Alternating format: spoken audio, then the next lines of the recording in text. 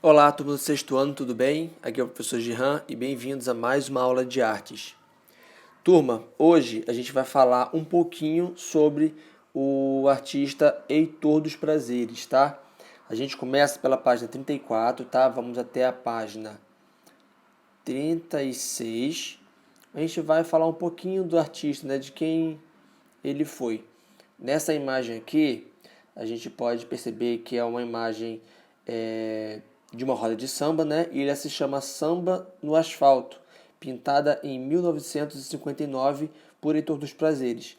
Essa obra é uma obra sobre tela, né? Um óleo sobre tela de 33 centímetros por 59 centímetros. Essa obra está na coleção Daniel Achendran, em Bruxelas, na Bélgica.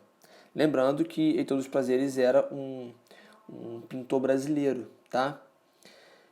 O musicista e artista plástico carioca Heitor dos Prazeres, nascido em 1898 e falecido em 1966, retratou cenas da dança e da música brasileira em obras coloridas e luminosas. Observe duas delas. Essa é a primeira. E a gente indo para a página 35, temos outra. Tá? Essa obra se chama Pastora e Dois Sambistas, de 1963, de Heitor dos Prazeres, óleo sobre tela de 37 centímetros por 45 centímetros. Uma coleção pertencente ao Dr. Ari Ferreira, no Rio de Janeiro. A gente vai falar de algumas atividades aqui, mas primeiro eu gostaria de dar a minha contribuição sobre o que eu sei sobre o Heitor dos Prazeres, tá? Como vocês sabem, na faculdade de arte a gente estuda muito sobre vários artistas. E um dos artistas que o tio escolheu para poder fazer uma resenha foi a biografia de Heitor dos Prazeres. Inclusive eu vou ler para vocês aqui um pouquinho da biografia de Heitor dos Prazeres, tá? Heitor dos Prazeres, ele foi um compositor e pintor. Eu vou explicando aqui conforme eu for lembrando, tá, turma? O Heitor dos Prazeres, ele é um carioca, né? Ele foi um compositor e pintor, filho de um marceneiro e uma clarinetista da banda da Guarda Nacional e de uma costureira. Ele ficou órfão de pai aos 7 anos, tá? E sobrinho do pioneiro dos ranchos cariocas, Hilário Jovino Ferreira, ganhado do tio do seu primeiro cavaquinho. Ele ganha do seu tio o seu primeiro cavaquinho. Aos 12 anos, ele trabalhava como engraxate, jornaleiro e ilustrador, constantemente em companhia do tio Hilário, e frequentava também a casa das tias baianas, tia Chiata e a tia Esté, onde tem contato com os músicos como Donga, João da Baiana, Senhor, Caninha, Getúlio Marinho, tá? O Pixinguinha, Paulo da Portela, entre outros. E apesar dos trabalhos informais, o nosso jovem artista, Heitor, ele é preso aos 13 anos por vadiagem e passa algumas semanas na colônia correcional de Ilha Grande. Colônia correcional é como se fosse um orfanato, né? Uma casa de menores infratores, né? Não sei se vocês já ouviram falar sobre esse tema, mas o nome que se dá é esse. Aos 20 anos, ele é conhecido como Mano Heitor do Cavaco e depois Mano Heitor do Estácio, sendo Mano uma denominação comum entre os sambistas. Quanto ao Estácio, é uma referência aos companheiros que conhecem o local. Ismael Silva, Bide, Newton Bastos, Marçal, tá? Em 1927, ele vence com A Tristeza Me Persegue, um concurso de samba organizado por José Espinguela, e no mesmo ano ele se envolve em uma polêmica com o compositor Senhor, acusado de ter roubado parte do seu samba Ora Vejam Só, que é um samba de 1927. Inclusive eu vou deixar aqui no link do vídeo no link do vídeo do YouTube, tá, turma? Vocês podem estar pesquisando lá esses sambas dele, né? Mas eu vou deixar como referência para vocês pelo WhatsApp, ok? Ainda em 29, ele registra a música És Feliz, tá? Que foi lançada em 1931. Entre gravações e polêmicas, em Todos os Prazeres ele inicia um catálogo que reúne cerca de 300 composições.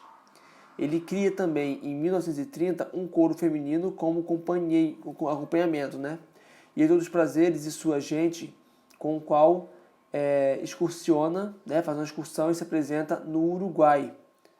Atua nas rádios Cosmos e Cruzeiro do Sul, em que apresenta o programa A Voz do Morro, com Cartola e Paulo da Portela. A gente está falando aqui muito da questão dele, musical, né? Mas ele foi muito importante. Ele se fez importante na arte porque ele foi importante na música. Consegue entender? E fazendo uma análise aqui final, né? Porque a história dele é muito grande. Fazendo uma análise final, a vida de Heitor dos Prazeres, ela transcorre em épocas de grandes definições para a cultura brasileira em geral, né? Do extremo à abolição da escravatura, que aconteceu em 1888, que foi um marco da liberdade potencial, e no outro a ascensão da ditadura militar em 64, que é um duro golpe para a liberdade, né? Sendo a liberdade comprometida aí. Entre esses extremos, o Brasil passa por momentos decisivos, construindo o seu imaginário do país livre, que busca afirmar sua identidade como um povo moderno e cria as formas culturais que nascem desse novo imaginário. Na primeira metade do século XX, foi muito importante para a nação, porque também o Brasil está sendo visto ali pelo cenário internacional, que assiste às duas guerras mundiais. Tá? Liberados dos laços escravistas, muitos negros da Bahia, ex-escravos ou forros, seguem rumo ao Rio de Janeiro, gerando uma pequena diáspora baiana. Em 1890, a capital tem um pouco mais de 500 mil habitantes, e em 1920 tem 1 milhão de habitantes. E em Todos os Prazeres, ele era um carioca descendente de negros baianos, que cria a denominação África em miniatura, referindo-se à região da Praça 11 e às festas das casas das tias baianas, que era a tia Chiata, como já falei, tia Chiata e a tia Esté.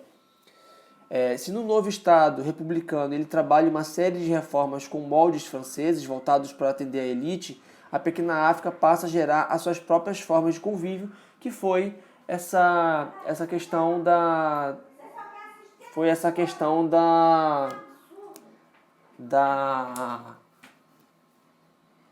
e foi a questão da cultura, né, brasileira.